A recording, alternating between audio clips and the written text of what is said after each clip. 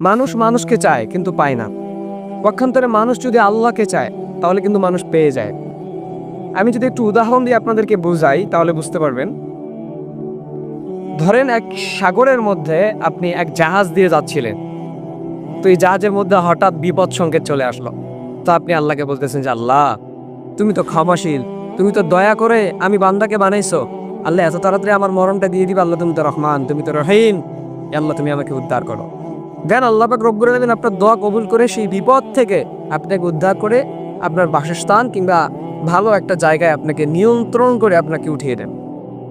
এরপরে দেখেন আপনার গর্ভবতী স্ত্রী, সে যখন ক্যাবিনের মধ্যে যখন ঢুকানো হলো তাকে, আপনি দোয়া করতেছেন যে আল্লাহ এত টাকার মালিক, কিন্তু টাকা দিয়ে কি করব? আল্লাহ তোমার কাছে ফরিয়াদ, আমার স্ত্রী এবং আমার সন্তানকে তুমি সহি সালামতে বাইরে বের করে দাও। আল্লাহ আমার চোখের সামনে যেন আমি তাদেরকে দেখতে পাই সহি সালামতে, তুমি আমার কাছে পৌঁছাই দে। দেন আল্লাহ আপনার কথা শুনলো, আপনার কাছে সহি সালামতে সুস্থভাবে আপনার কাছে এনে পৌঁছে দিল। কিন্তু আপনি যে আল্লাহকে স্মরণ করলেন সেটা কোন সময়? সেটা হচ্ছে আপনার বিপদের সময়।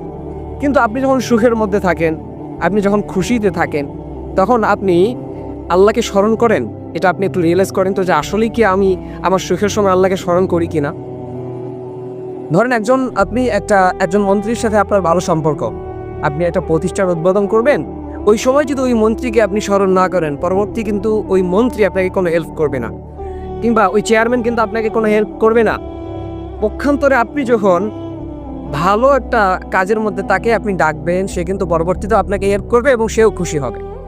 তো আল্লাহ পাক রব্বুল আলামিনকে যখন আপনি আপনার সুখের সময় ডাকবেন, তখন আপনার বিপদের সময় কিন্তু না ডাকতেই আল্লাহ পাক আপনার কাজে তিনি সাহায্য করবেন, আপনাকে সাহায্য করবেন।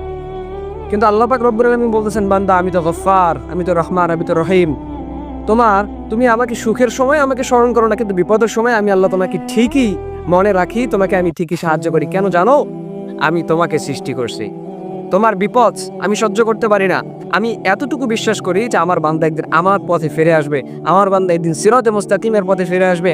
আমি যেই পথ তাদেরকে দিয়েছি, যেই কোরআনে মাজিদ তাদেরকে দিয়েছি, সে অন্ধকারের পথ থেকে ফিরে আবার আমার দিকে চলে আসবে। কিন্তু আমরা সেই বিশ্বাসটাকে ভঙ্গ করে এখনো অশ্লীলতার পথে যাচ্ছি। আমরা আল্লাহ পাক রব্বুল আলামিনকে ভুলে গেছি, আমরা তাকে ডাকতে চাই না, অথচ সে রবকে ডাকলেই কিন্তু আমরা পাই। এজন্য রব্বে কারিমকে আপনার স্মরণ করতে হবে, শুধু বিপদের সময় যে আল্লাহকে স্মরণ করব না। মানুষ কিন্তু চাইলেই মানুষকে পায় না, কিন্তু মানুষ যদি একবার আল্লাহ পাক রব্বুল আলামিনকে চায়, সে কিন্তু সঙ্গে সঙ্গে আল্লাহকে পেয়ে যায়। এজন্য মানুষের ভালোবাসার চাইতে আল্লাহর ভালোবাসা অর্জন করেন আপনার অন্তরের মধ্যে।